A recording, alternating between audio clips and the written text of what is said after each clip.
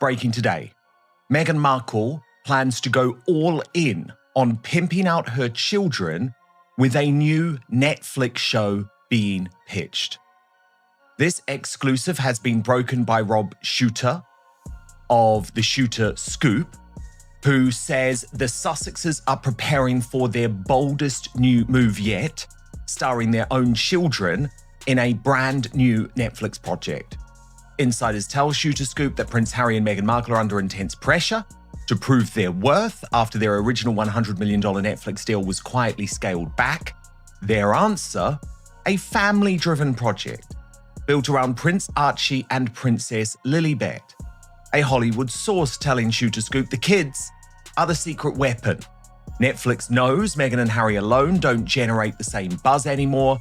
Archie and Lily do. That's why this project is being designed around them. The strategy follows Meghan's recent Instagram post showing rare behind-the-scene glimpses of the children. Archie was photographed holding a clapperboard while Lily played peekaboo with crew members.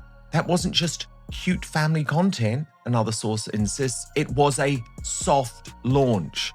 They wanted to gouge the public's reaction, and the response was massive.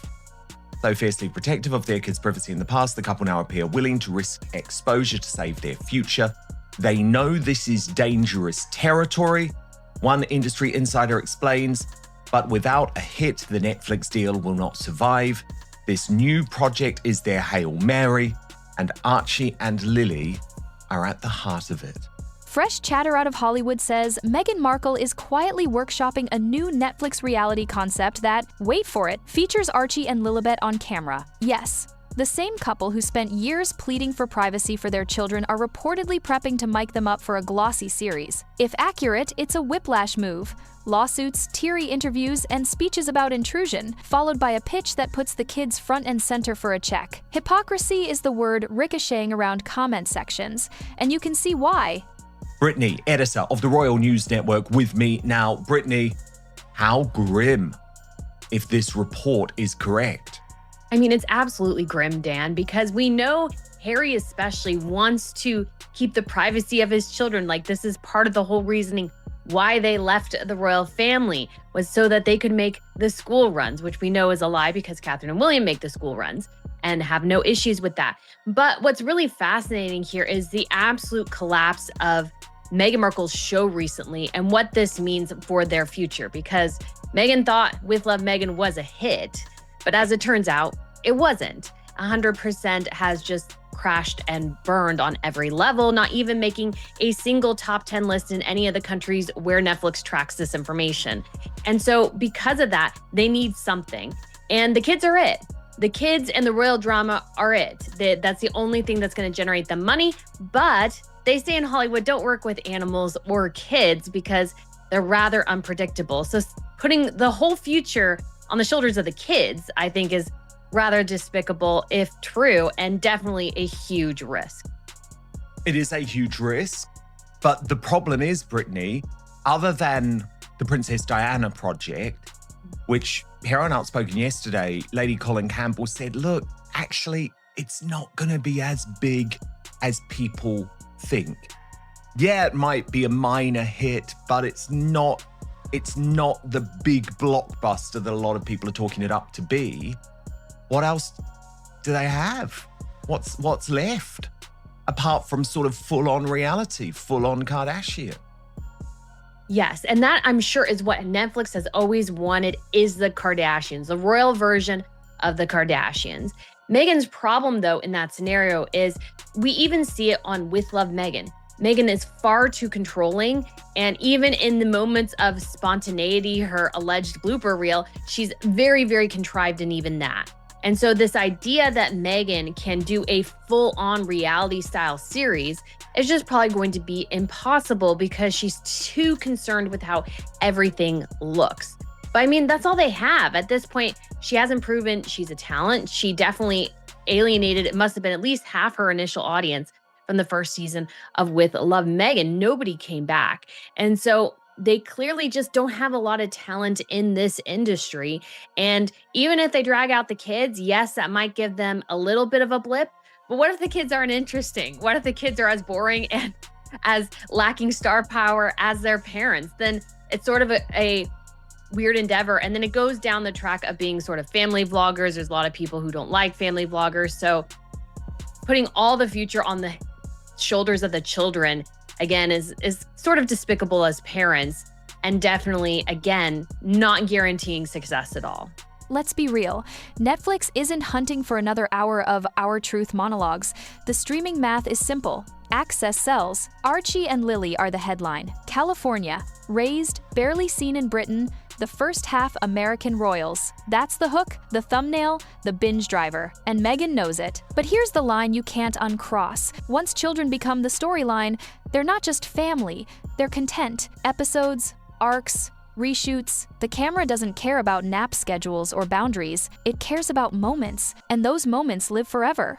But Brittany, her whole social media strategy seems to be collapsing this week, because why on earth did she think we were so stupid that we wouldn't realize that the Instagram tribute to her mother, Doria Ragland, with whom there are very significant tensions at the moment, was actually first posted on her page, her old Instagram page. But remember, it's archived, Brittany. People still have evidence of it. Was a still picture that she posted in 2016. So we're talking a 9-year-old picture of no particular significance for a present day tribute to her mother. I mean, it was super duper odd. I mean, nothing says I love you like pulling out a picture from 9 years ago, right? And so, and it's not like a significant picture from a particular moment that she's referencing. It's just a random boomerang. Exactly. Because I was thinking, well, if it's one from her childhood, that makes sense. Or one from her wedding of her and her mom, that makes sense. One we haven't seen. But we've seen this picture, and her mother appeared in her documentary. You're telling me between 2016 and 2025, where there has been massive changes in both of their lives because of Meghan marrying into the royal family, that they don't have a single new picture that they can share. I just find it completely bizarre, except for the idea that Meghan is sending her mother a message. And I don't know what that message is. I don't know what the tensions are between them, but it just doesn't strike me as a particularly healthy mother-daughter dynamic. But I just don't think they've ever really had that. So it's not a huge surprise, but it's just a very, very odd choice and raised a lot of eyebrows. Of course, because for a long time, she wasn't there. She wasn't there, Doria. She wasn't there for the bulk of Meghan's upbringing. And of course, the real relationship was with Thomas Markle, Meghan's very loyal father, who she decided to throw under a bus. Now, Brittany, you speak about Netflix, right? And things are so much worse than probably either of us could have predicted. In fact, I've got the new figures in just one moment. But first, I want to show you Douglas Murray. He's a very tapped-in British journalist who says Meghan and Harry are going to cling to Netflix for as long as possible before they try and make this return into the British fold. I mean, I do agree. I think Harry wants back in. I do 100% think Harry wants back in. I don't think he enjoys working with Netflix. I don't think he never really worked with Spotify. He gave them some ideas and they were like, these are sort of too dumb to proceed, basically is how they put it. But when it comes to their future, I think Harry is desperately clinging to the past and Meghan is desperately clinging to Netflix. And the problem though is that everything is sort of like she was a firework in the first half of the year, but now it's kind of dark and everything's dim as the ashes are falling to earth. And that's what's happened to Meghan Markle this year. Everything's starting to stagnate all at once. She overdid it. And she just is not the draw she thinks she is. And they're not going to make millions upon millions, let alone the initial argument that they could make billions of dollars in an entertainment empire. Neither one of them have the skills for that. Remember, she's going to be the next billionaire. Oh my God, Salty Duchess. Yeah, it was. It always was. Salty Duchess has been doing such a good job on the figures, Brittany. And I mean, look how bad the new figures are now, because we're at day 10 now. So, I mean, on day 1, it was bad enough. 73, day 2, 85, day 3, 98, day 4, 118, day 5, 127, day 6, 129, day 7, 134, day 8, 136, day 9, 154, day 10, rank 179. Salty Duchess says Meghan Markle is a global Netflix failure. She is. I actually did the looking at the Tadum numbers from both the first season and the second season for the top 10 list, because they'll actually let you know what the top 10 shows are. And they keep that whole list actually going on for several years. So if you go into the Excel document, you can look and see where Meghan's show ranked within the top 10 for the initial week of launch. And when I looked through her first season, she was number 10 globally. And she actually got up to spot number 5 in a couple of countries. There were 24 countries overall where her show ranked within the top 10. This time, her show is not within the top 10 in any country. And they parsed it out by like 40 countries or something like that. So if you think about that, the fact that Meghan did not make it to the top 10 in any market anywhere in Netflix tells you, I think, that I would not be surprised. Obviously, we don't know the exact numbers because Netflix will only aggregate for the 6 months and release that in what we watched of the last half of 2025, and that'll be in 2026. But what we can say, I think pretty definitively, is that she lost at least a fifth of her audience, because the lowest show Netflix ranked had 2.1 million viewers. And then if you go down to it, she didn't rank anywhere. And last time she ranked at least in the top 10 within 24 countries. So I would not be surprised if she struggled to even break 1 million views in that first week. If this goes ahead, the backlash writes itself. The couple who accused the press of exploiting their kids would be the ones signing the release forms. Even former sympathizers are calling it reckless and performative. Yes, there are guardrails. California permits, Coogan trusts, set tutors. But legal paperwork isn't a shield against public exposure, internet permanence, or playground consequences years from now. Mentally, emotionally, reputationally, it's a minefield. And strategically, it detonates their core argument. Once you monetize your children's privacy, you don't get to demand it back. Indeed. And the thing is, Brittany, even though there were some moderate successes in terms of the hate watching when it came to series 1, remember, it was still overall considered a real flop, given the huge investment and the number of crew and the publicity, et cetera, and this is not even close, as you say. And Brittany, I mean, I know you're always criticizing her social media strategy and the fact that everything comes too late, but we got it again this week because she decided to release a bloopers reel, and she did it once the show was already a flop. So firstly, it's really not going to achieve what she maybe thought it was going to achieve. But secondly, if you're going to put out a bloopers reel, right, there's got to be something funny or different or endearing, something that we see where it's like, oh, maybe I need to think again about this woman. Maybe she is a little bit different behind the scenes. Unfortunately, what I believe we saw, and I'm going to play it to you and get your reaction, but what I thought we saw was someone who was brittle and very self-aware and certainly totally unable to poke fun at herself. Yeah, I mean, the only thing that's funny is how bad that is. Like, truly. I mean, I even checked my non-existent watch there for half a second because it is the most boring blooper reel I think I've ever seen. And in some of those situations where she's just giggling for no reason, it's like, I feel like we need more buildup to understand why the giggles. And it just seems super contrived, even in her moments of trying not to be perfect. She's trying to be perfect in those non-perfect moments. And so it just reads as incredibly fake. And what's actually funny is I didn't plan this at all, but this week I released to my members on my channel a 20-minute thing of me attempting to start a video. And I was just like really struggling that day. And a lot of people said it was super funny because it was super real, because I kept tripping over my words. I couldn't get it right. And I did it again and again and again to show the process. And people like blooper reels, but none of that was funny. None of it was interesting. It was all as fake and contrived as her show. And it came too little too late. Meghan needed to have a good social media strategy because Netflix was not going to promote this for her. They didn't put any money behind promotion for it because they knew it would fail.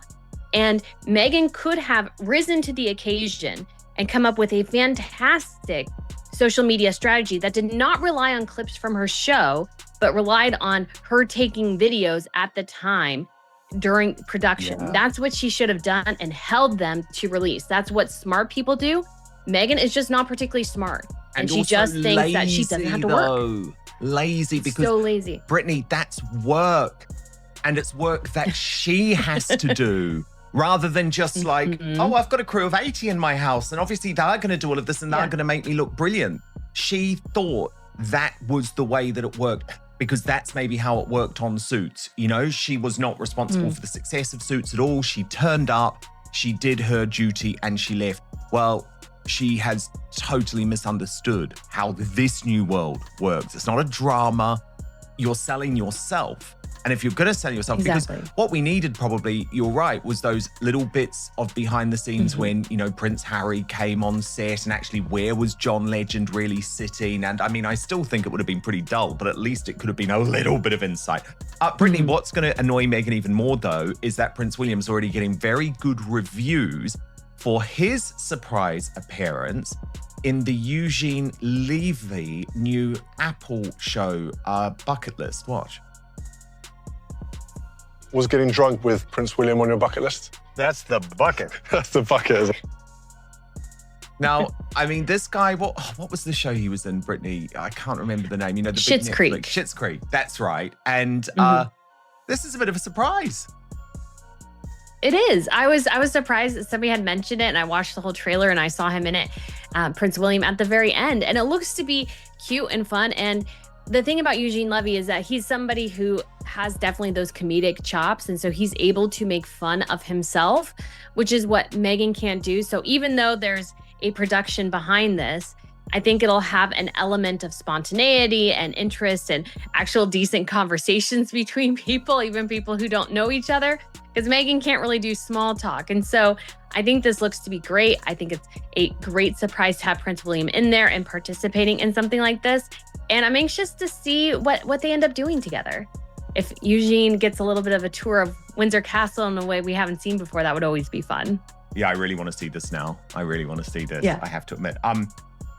Brittany, lots of criticism. I mean, we spoke about this briefly on the show yesterday, but it's got a whole load worse overnight, actually prompting Princess Diana's former hairdresser to step in over Catherine, the prince's wife, which I just think feels so unfortunate, because this was such a lovely visit, actually, of which we've had some lovely video emerge of her speaking very candidly about her kid. Don't expect Buckingham Palace to clap politely. If Archie and Lily are folded into a reality vehicle, it risks a very public rupture with the King and the Prince of Wales, who've kept their own children carefully off the conveyor belt of content. Brands will clock the contradiction too. The privacy platform collapses, the "we're different from the tabloids" line evaporates, and what's left is a couple trading on the one asset they vowed to protect. If Meghan pushes this across the line, she could win a news cycle and lose the narrative. Exploitation or clever PR feint? What do you see? Drop your take below. Hit like if you think kids should be off limits, and subscribe for more no-filter royal analysis.